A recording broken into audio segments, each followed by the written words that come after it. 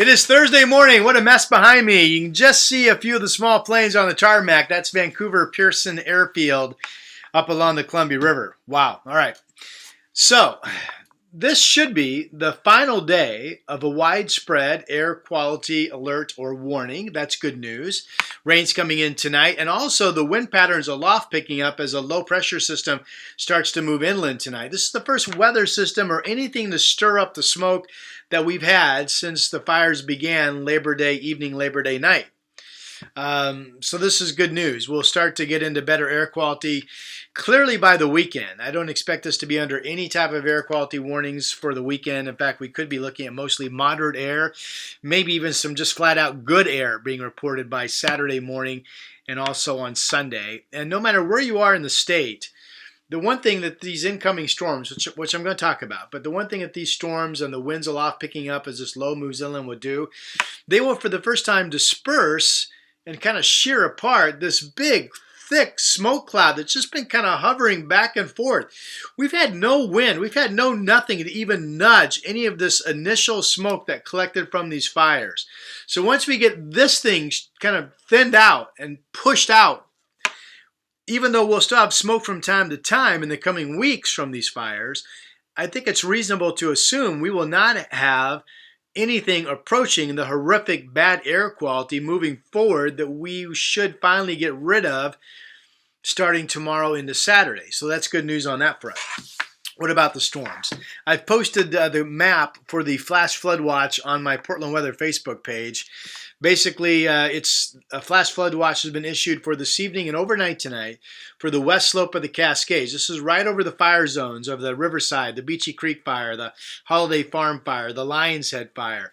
Obvious concerns that downpours tonight could hit these fire zones and rapidly produce runoff water that could be high, that could produce some debris flows, down trees, boulders back into some roadways and that type of thing.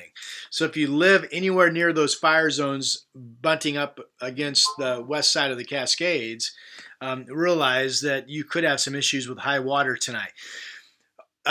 Forecast models have been showing starting about 8 o'clock in the evening, 8 to 9, somewhere in there, we'll start to see heavy showers rotating from south to north up the valley, and especially over on the east side near the Cascades. And indications are there will be a lot of these showers producing very heavy rain, and that some of them will produce thunder and lightning. Now, the good news is any storms that have lightning will also be producing heavy rain, which means there's really not a concern for lightning to start any fires. And even though we'll be watching the potential of flash flooding and rising water, which can produce problems, obviously, I think the bigger story here is the beneficial rains that will be over those fires and also in all areas helping to mix out the air and leading to improving air quality in the coming days. The best chance of any big storms, I think, in terms of gusty winds and lightning, et cetera, will be overnight tonight, ending tomorrow morning, but we'll still see the threat of a lightning strike with some heavy downpours Friday afternoon. And then by the time we get to Friday evening or night, we'll start to get into more frivolous, just kind of showery activity. Could be a lingering light shower Saturday morning, but I think once we get into the afternoon, the rain chance will be ending. And then we still have that mostly sunny 76-degree forecast on Sunday, and a stretch of really good weather with good air quality, or at least moderate air quality, moving into the first part of next week. So that is the weather story in its entirety. And let's get through today. Again, today will be the daytime hours of today, no change. What you're seeing behind me, very smoky, calm conditions, smoky overcast, high temps getting up into the 70s. Yesterday we hit my morning forecast high exactly of 70. Might be just a little bit warmer today in Portland. I'll talk to you soon.